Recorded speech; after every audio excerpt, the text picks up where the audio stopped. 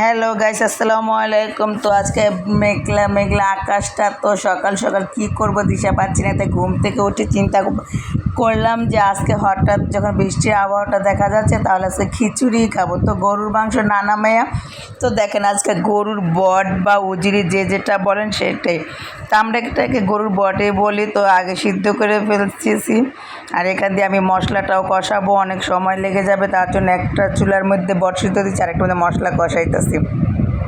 এখান থেকে পানিটা শুকিয়ে গেছে, তো এখানে আমার মশলাটাও কষানো হয়ে যাবে। তাড়াতাড়ি দুই চুলায় রান্না বসায় দেবো। দেখলাম যে অনেক সময় লাগবে, তার জন্য দেখেন দুই চুলায় বসায় দিলাম। এখান দিয়ে আবার পেঁয়াজ কেটে আবার মাছ ভুনা করব। তো আপনাদেরকে আগেই দেখানো হয়েছে কী কী রান্না করব।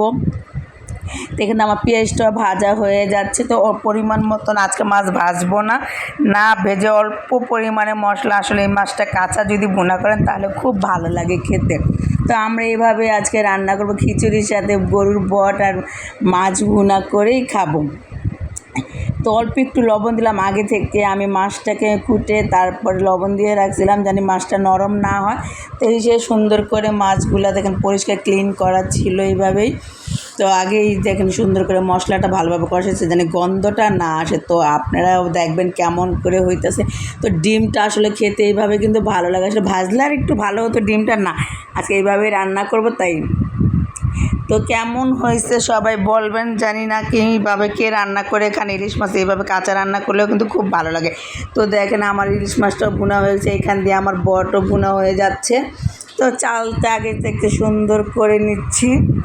তো এখান দিয়ে আমি চাল ধুয়ে তা পরিষ্কার করে এখন আবার খিচুড়িটা বসায় দেবো। তো তাড়াতাড়ি দুই চুলা থাকলে আসলে সমস্যা হয় না, যত দেরি হোক না কেন রান্নাটা তাড়াতাড়ি হয়ে যায়। এখান দিয়ে আমাদের দুই ছেলে বলতেছে আম্মু তাড়াতাড়ি করো, আমাদের খুব ক্ষুধা লাগছে। তো এই যে বৃষ্টিও নামতেছে, কী সুন্দর, আসলে মনটাও চাচ্ছিলো যে আজকে খিচুড়ি খাই, খুব ভালো লাগতেছে। এই যে মশলাটা সুন্দর করে পরিমাণ মতো নিয়ে খিচুড়ি রান্না করতেছি। তো আজকে পোলাও চাল দিয়ে খিচুড়ি রান্না করবো, অবশ্য পোলাও ঘেরানোর সাথে এই যে বটটাও সুন্দর ভাজা হয়ে গেছে, বেশি ভাজা না, অল্প পরিমাণে করছি কারণ খিচুড়ি দিয়ে খাবো তো একটু ঝোল না। তো দেখেন বট ভুজাটা কিন্তু অনেক সুন্দর হয়েছে। আপনারা বলবেন সবাই কমেন্ট করে যে কেমন হয়েছে, আপনাদের কমেন্টের আশায় অপেক্ষা করে। তো এইখান দিয়ে কিন্তু এই বৃষ্টি হচ্ছে অনেক, সেটাও ভিডিও করে আপনাদেরকে দেখালাম। তো বিশ্বাস তো করবে না যে এখানে বৃষ্টি হচ্ছে নাকি, এই যে অনেক বৃষ্টি হচ্ছে সেটাও ভিডিও করে দেখালো। এই যে অনেক বৃষ্টি, আসলে ওয়েদারটা তো বেশি ভালো ছিল না, তার জন্য। এখানে আমার দেখুন ওই যে কী সুন্দর রান্নাঘরের থেকে কিন্তু আমি ভিডিও দিতে, আমার এখানে খিচুড়িটা কষানো হয়ে যাচ্ছে, তাই আমি পরিমাণ মতন দিয়ে পানি দিয়ে ফেলছি একটুখানি। আবার এই যে মাছটাও আপনাদের সাথে আবার শেয়ার করলাম কারণ দেখতে খুবই ভালো লাগতেছে। এখান দিয়ে বটটা একটু ভাজা করতেছি, জানি খিচুড়ির সাথে খেতে খুব ভালো লাগে। তো অনেকটাই সুন্দর হয়েছে, কালারটা দেখতেও কিন্তু মাশাল্লাহ দেখতে খুব ভালো হয়েছে।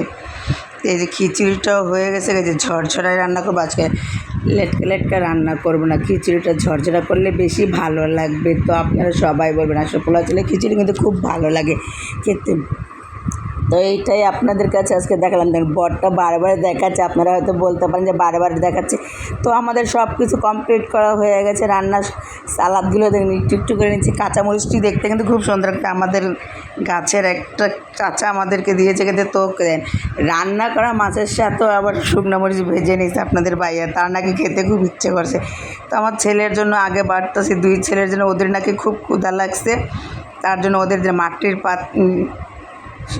সে কিন্তু খাওয়াটা ভালো, আসলে মাটির প্লেট খেতে কিন্তু খুব ভালো লাগে, দেখতেও সুন্দর, খেতেও ভালো লাগে।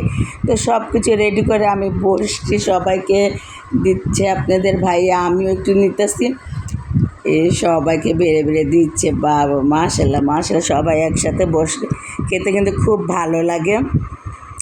তো সবাই বলেন কেমন হয়েছে আমাদের এই আজকেরটা। তো সবাইকে মাছ দিচ্ছে, আর আপনার ভাইয়া বলতেছে যে আমার মাথা তো খেয়ে মন ভরে না, এখন ইলিশ মাছের মাথাটাই তুমি খাবে আজকে। সবাই মাছের টুকরা নিয়ে আমাকে দেন কোন ভেজাল একটা দিয়েছে, সবাই মাছ আর ডিম নিচ্ছে আর আমাকে দিবে ইলিশ মাছের মাথাটা। বলছে আমার নাকি জ্ঞান বুদ্ধি সব শেষ, তার মাথা খেয়ে নাকি হয় নাই, তার জন্য ইলিশ মাছের মাথাটা আজকে আমাকেই দিবে খেতে। তো আপনাদের ভাইয়ার আশাটাই পূরণ হোক, আমি মাথাটাই খাবো, কিচ্ছু করার নেই। আমাদের আয়াত দেখে আর মেঘ হাসতেছে, আপনাদের ভাইয়া এসব কথা বলতেছে। তো আজকের ব্লগটা যদি ভালো লেগে থাকে লাইক কমেন্ট শেয়ার করে দিবেন, তো ভালো লাগবে সবার যদি। আল্লাহ হাফেজ।